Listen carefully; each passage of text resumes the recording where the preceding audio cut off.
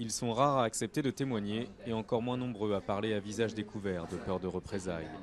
Être homosexuel en Azerbaïdjan, une tare dans ce pays de 9 millions d'habitants. Passage à tabac et réactions hostiles sont monnaie courante.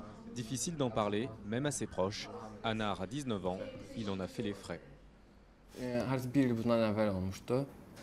Amma o da yəni ki, dostlarıma yəni inkar Il y a un an, bir müddət. mes meilleurs amis m'ont dit que je devais aller voir un psychologue pour ne plus être gay et pour être soigné. O müddətdə Alors pour ne pas aller voir un psy, je leur ai dit que j'avais une petite amie.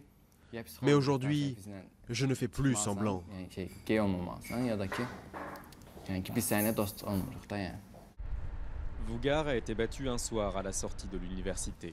L'an dernier, il a créé une association, la seule du pays à se revendiquer gay et lesbienne. Elle compte aujourd'hui 90 membres, un nombre modeste mais un premier pas pour faire évoluer les mentalités. Il y a des stéréotypes. Quand on leur dit gay, les gens pensent à des hommes qui s'habillent avec des vêtements de femmes et qui vivent de la prostitution. Alors on explique et on essaye de casser ce stéréotype. Les lesbiennes, les gays et les bisexuels ne vivent pas de la prostitution. Ils paient aussi des impôts, comme tout le monde.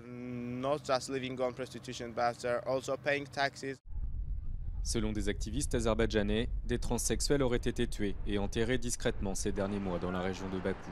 Aucune enquête n'aurait été ouverte. De son côté, le gouvernement affirme ne pas avoir de problème avec les homosexuels pour la bonne et simple raison qu'il n'y en aurait pas en Azerbaïdjan. Nous n'avons pas ce genre de problème. Cette question n'est pas à l'ordre du jour. Il y a 2 ou 3 personnes malades dans tous les pays. Des gens essayent de rendre ça populaire. Mais ici, en Azerbaïdjan, nous n'avons pas ce genre de problème. La communauté homosexuelle espère que l'Eurovision permettra de sensibiliser la population grâce à l'ouverture sur l'Europe véhiculée par le concours. Mais hors caméra, ils sont plus pessimistes. Un jeune nous confie: après l'Eurovision, les délégations partiront, mais nous resterons.